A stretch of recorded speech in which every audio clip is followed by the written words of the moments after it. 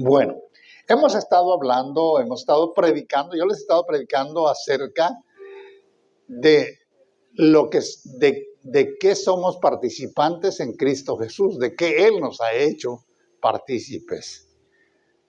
La última vez, el domingo pasado, estuvimos hablando de su muerte en la cruz por el pecado y su muerte al pecado, y dijimos que hay una gran diferencia.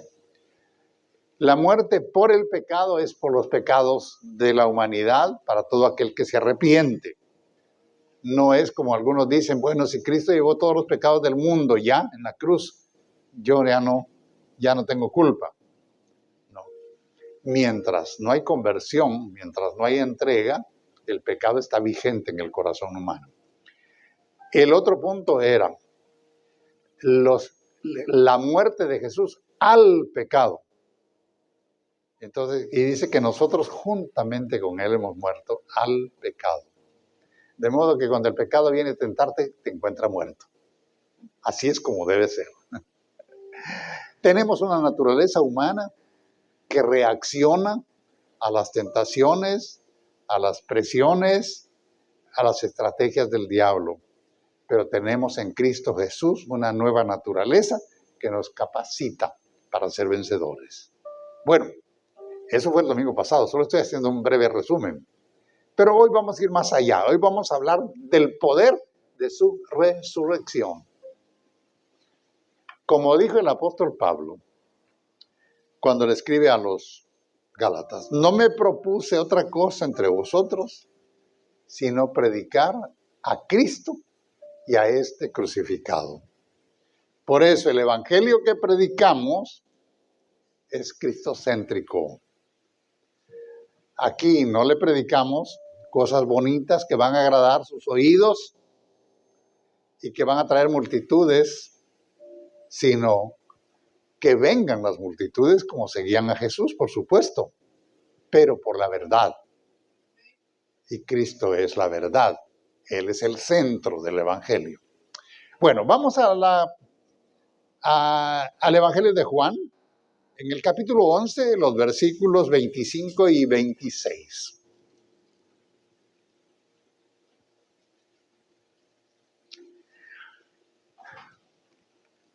¿Lo tiene ya en su Biblia?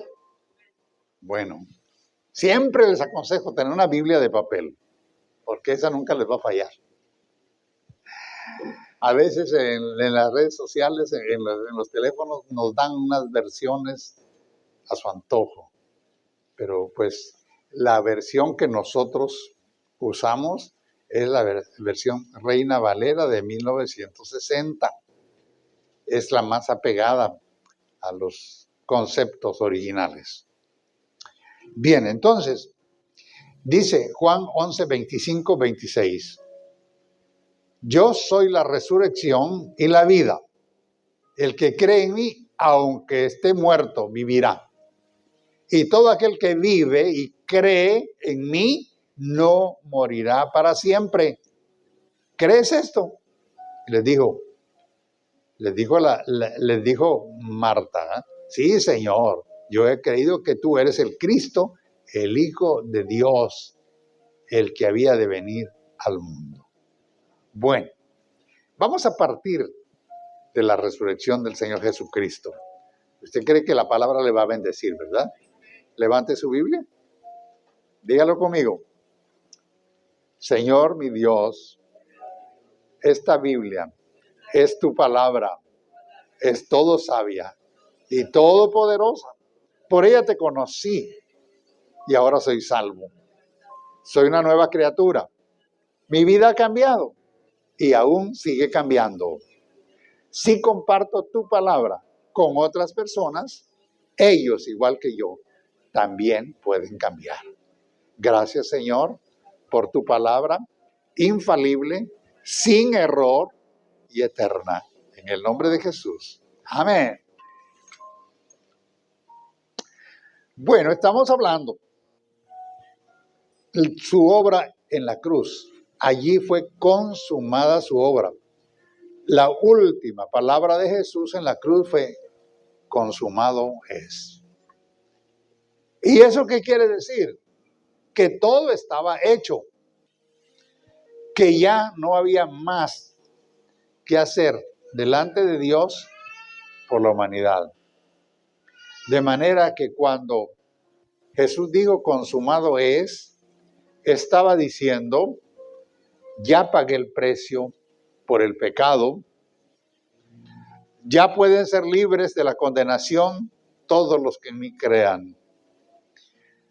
Ya no tienen poder las obras que puedan hacer para ganar el favor de Dios. Ya no tiene poder la ley que nadie pudo cumplir. Ahora les doy mi gracia, ahora les doy mi amor, ahora les doy la puerta de salvación. Bueno, pero con todas sus enseñanzas, sus milagros, el Evangelio no tendría poder si no fuera por un hecho grande, su resurrección. ¿Por qué? Porque maestros ha tenido la tierra, el mundo. Muchos siguen ciertos principios de otros filósofos, de maestros. Pero el poder del Evangelio está en que el que enseñó y el que fue a la cruz resucitó. De modo que el poder de su resurrección, en ese poder nosotros creemos y en ese poder vivimos. El profeta Isaías, en el capítulo 53, los versículos 8 y 9, dice que cuando él haya puesto su vida por muchos, verá linaje y su generación, ¿quién la contará? Proféticamente, el profeta Isaías, 800 años de que Cristo viniera, estaba diciendo que él iba a poner su vida por muchos. Y en esos muchos está usted y estoy yo. Y la generación de Jesús es incontable. Está en todas partes del mundo. Aún en la isla más apartada, allí hay presencia del Evangelio. Ahí hay creyentes en Cristo Jesús. Y seguimos predicando y el Evangelio sigue extendiendo. Porque ¿sabe qué dijo él? Dijo, porque yo vivo, vosotros también viviréis. De modo que, ¿por qué tenemos vida eterna? Claro que tenemos una vida mortal en la tierra. Nuestros días un día se terminan aquí. Pero él pasó por la experiencia de muerte, resucitó y está vivo. Y porque él vive, nosotros tenemos vida. ¿Cuántos aquí tienen vida eterna?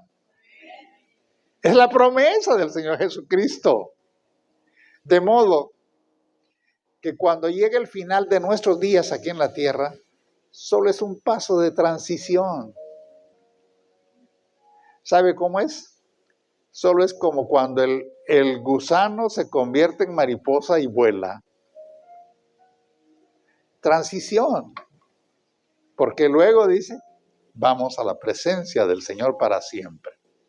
Ahora, la gente se afana en qué comeremos, qué beberemos. El Señor dijo, no os afanéis. Pero les dijo también, allí en Juan 6:48, yo soy el pan de vida. Y les dijo, vuestros padres comieron el maná en el desierto y se murieron con el tiempo. No se murieron por comer el maná, no. Llegó el día en que se murieron.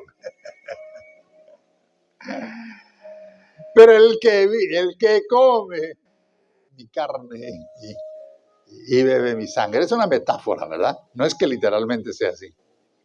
Ese tiene vida eterna. De modo que esa es su obra en la cruz. ¿Qué pasó después que Jesús fue levantado de la tumba? Déjeme decirlo.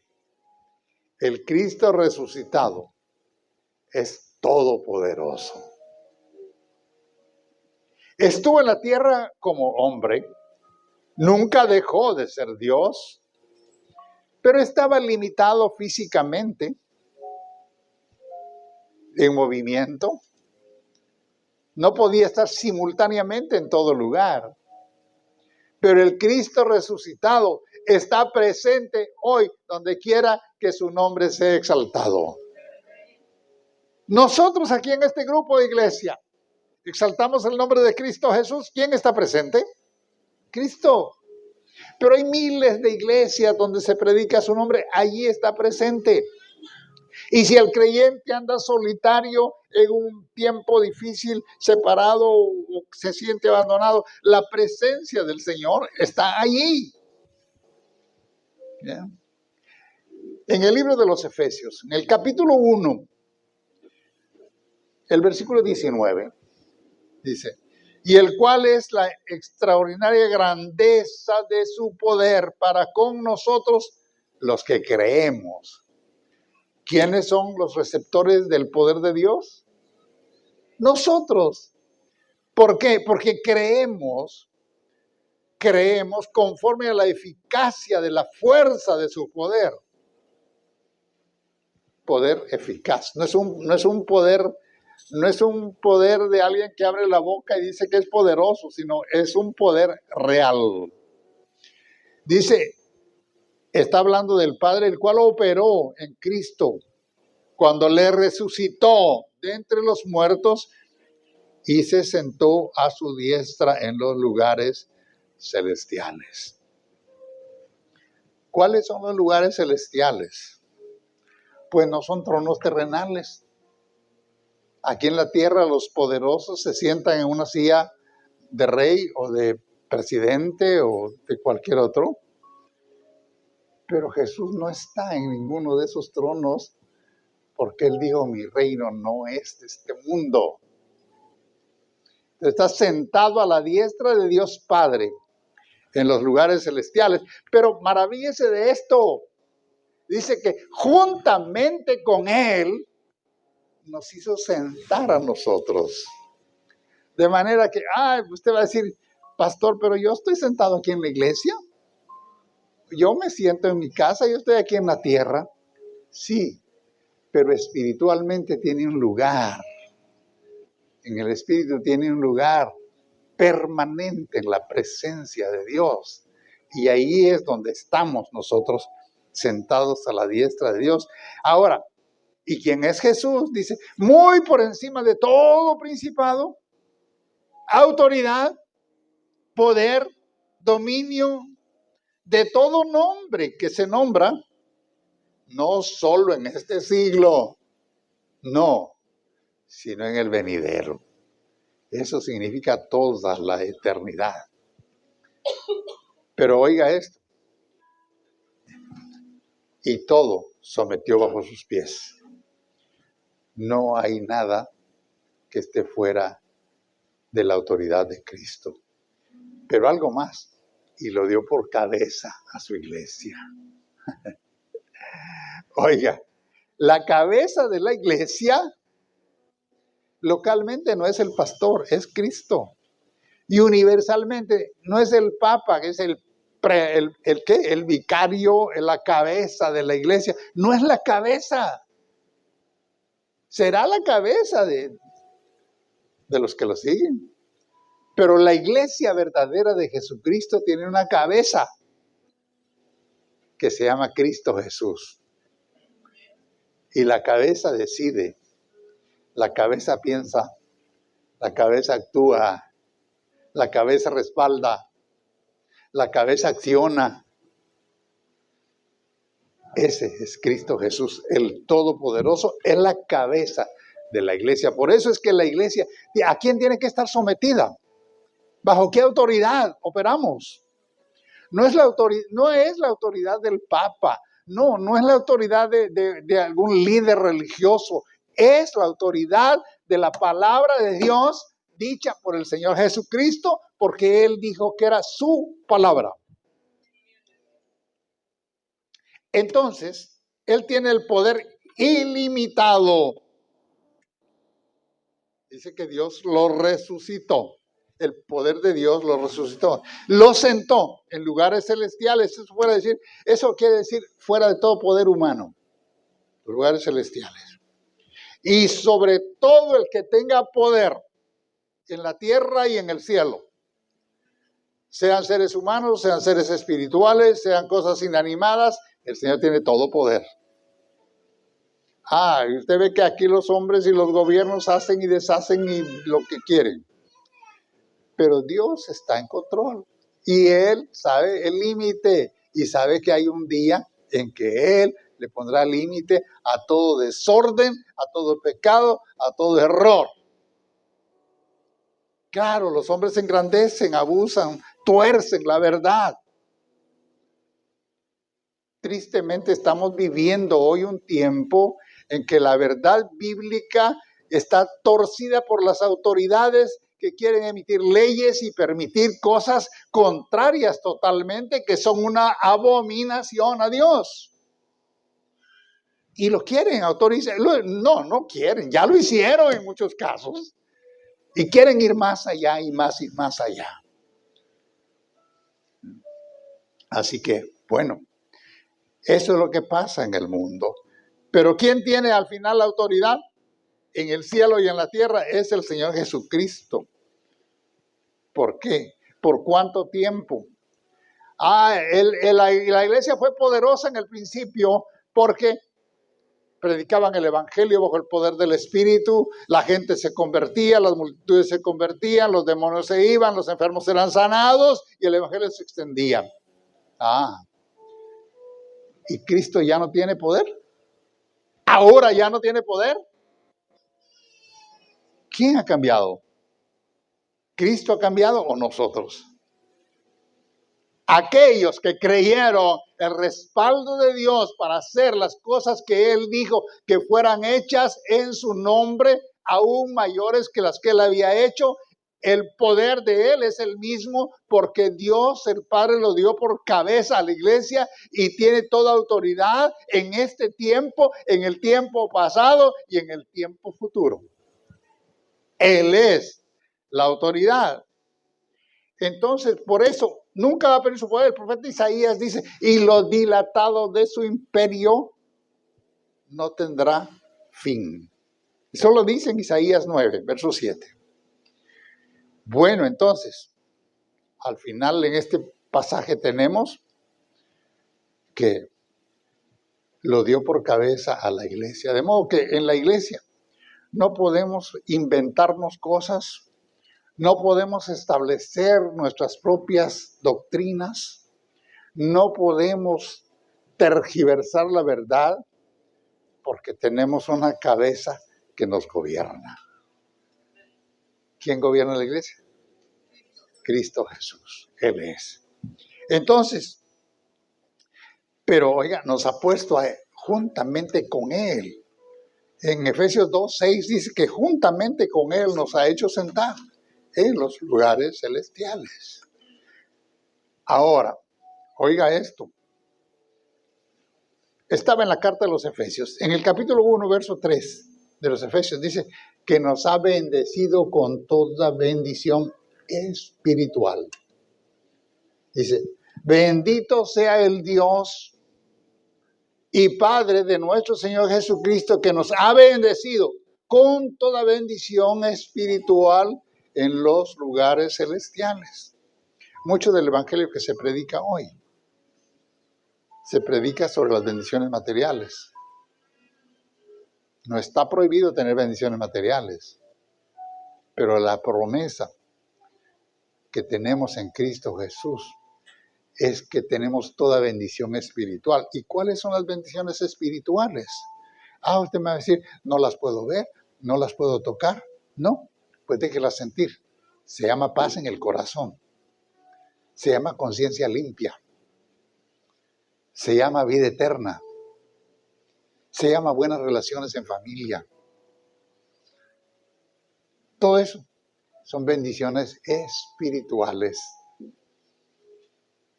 que tal vez no se van a traducir en billete, pero se van a traducir en el corazón. con amor. El amor de Dios es la mayor bendición que puedes recibir. Cuando te sientes amado de Dios, puedes amar a otros. Cuando te sientes amado de Dios, puedes tener confianza en emprender, en hacer, en tener iniciativas, porque sabes que el amor de Dios te cubre y está contigo en cada paso de tu vida. Por eso dice Santiago, el apóstol Santiago, cuando exhorta a los que dicen, vamos a ir a tal ciudad, allá vamos a negociar, vamos a trabajar, vamos a hacer dinero y luego regresamos. Así lo dice Santiago. Y nunca dicen, si Dios quiere. Es que ese es el punto. Está bien negociar, está bien trabajar, está bien emprender, pero si Dios quiere, no dejemos nunca a Dios fuera de nuestros planes. Incluya a Dios en todo cuanto hace, en todo cuanto emprenda, y va a ser bendecido en todo. Bueno, entonces ya tenemos que su obra completa en la cruz fue por nosotros. Ya tenemos que Él es depositario de todo poder, sobre toda cosa y sobre toda persona. Ahora, ¿y la iglesia qué? ¿Cuál es nuestra función como iglesia? Primero, somos autorizados para hacer su obra, ¿sabe? En Juan 14:12, miren, ¿qué dijo el Señor? Póngamelo ahí, por favor. Dice, de cierto os digo que el que en mí cree las obras que yo hago, Él las hará también y aún mayores hará, porque yo voy al Padre. ¿Quién autorizó eso? El Señor. ¿Qué tenemos que hacer? Creer. Ahora, uno dice, pero yo no, apenas ni oro por los enfermos, menos voy a hacer los milagros. No está hablando solo de milagros. La gente cree que para hacer la obra de Dios hay que hacer milagros, hay que echar fuera demonios, eso es parte. Pero amar al prójimo, servir, serle fiel, esa es la obra del Señor. Esa es una obra que da ejemplo a otras personas. Cuando tu vida es cambiada por el poder de Dios y por el amor del Señor Jesucristo, estás dando ejemplo, estás modelando la vida de otros. Esa es la obra de Dios. Estamos haciendo la obra de Dios de esa manera. Ahora, ¿qué tenemos para hacer eso? Usted me va a decir, bueno, pero ¿cuál es mi herramienta? ¿Cuál es el recurso que tengo para hacer eso? Bueno, pues vaya a Juan 17, versículo 18. ¿Qué dice ahí? Dice, porque yo les he dado las palabras que me diste. Él está orando al Padre. Las palabras que me diste. ¿Quién le dio la palabra que Cristo Jesús habló en la tierra? El Padre. Y ellos la recibieron. La recibieron, fíjese. Es que no es solamente oírla, hay que recibirla. Y entendieron, dice. ¿Qué más? ¿Usted ve? Dio la palabra del Padre. Ellos la recibieron. Y luego la entendieron. Dice que en verdad salí de ti. Y creyeron que tú me enviaste. El que cree que Dios el Padre envió a Jesucristo, tiene el respaldo de Dios para hacer. Ahora, la iglesia tiene la autoridad delegada de Jesucristo. En Juan 20, el verso 21, Jesús entonces les dijo otra vez, paz a vosotros. Eso fue cuando entró, donde estaban ellos encerrados y tenían temor, tenían miedo, estaban asustados. Paz a vosotros. Como el Padre me envió, así también yo os envío. Entonces, la iglesia es enviada a un mundo con el propósito de alcanzar a las almas que Dios ama. ¿Cómo envió Dios a Jesucristo? Con sabiduría, con palabra, con autoridad, lleno de su Espíritu Santo. ¿Cómo Cristo envía a la iglesia? Con amor, con respaldo, con autoridad, con su palabra, para que haga la obra que Él vino a hacer.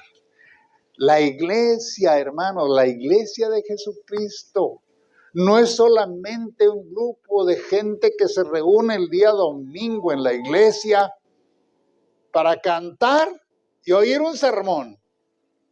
La iglesia de Jesucristo es un cuerpo activo que tiene que impactar a la comunidad, que tiene que alcanzar a los que están en pecado, que tiene que llevar una palabra de consuelo y de fortaleza para el que está triste. Ese es el poder de la iglesia. Entonces, tenemos su palabra. La palabra es la que el Señor nos ha dado. Nos ha autorizado para ir en su nombre.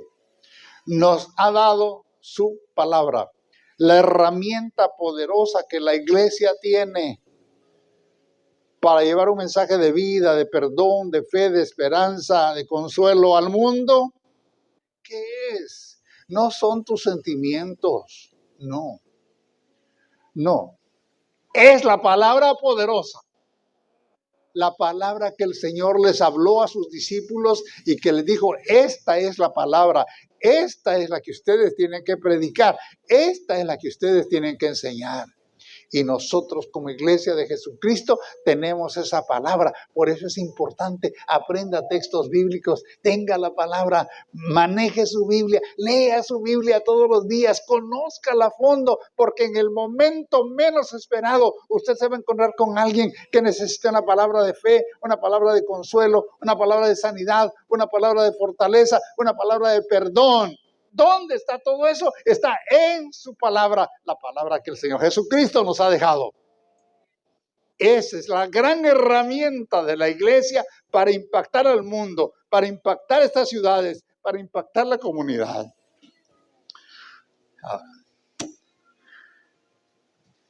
Y oiga eso. Bueno, solo su palabra. No, está su respaldo. Su presencia y respaldo a su iglesia no es solo para aquellos a quienes les dijo que los tenía presentes físicamente. Su respaldo es para siempre. Yo sé que algunos de ustedes saben el mandato del Señor Jesucristo antes de ascender a los cielos en Mateo 28, 18. ¿Cuántos saben esa declaración? No la saben. Por tanto, id. Jesús les dijo, oiga, se acercó a sus discípulos y les habló diciendo, Mateo 28, 18, toda autoridad me ha sido dada en el cielo y en la tierra. ¿Cuál es el ámbito de la autoridad de Jesús? ¿Dónde? ¿Queda algo fuera? En la tierra, toda la tierra, en cualquier lugar geográfico donde se predique su palabra, la autoridad del Señor Jesucristo está allí. Toda autoridad me ha sido dada en el cielo y la tierra. No hay tal cosa de que aquí creemos otra cosa y Cristo no tiene autoridad. No importa qué crean las naciones, no importa qué religiones tengan, Cristo Jesús tiene autoridad para que se proclame su palabra y para que la gente se salve. Ahora, ¿qué les digo? Por tanto, id y hacer discípulos a todas las naciones, bautizándolos en el nombre del Padre, del Hijo y del Espíritu Santo. Ajá. Que se predique entonces el Evangelio. ¿A quiénes? ¿A quiénes? ¿Dónde vamos a ser discípulos? A todas las naciones. Por eso nosotros tenemos que hacer discípulos. Y hacer, ¿cómo se hace un discípulo? Aprendiendo lo que el que le enseña hace.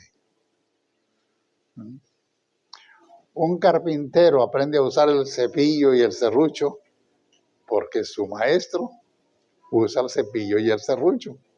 Y el martillo y qué sé yo, más herramientas.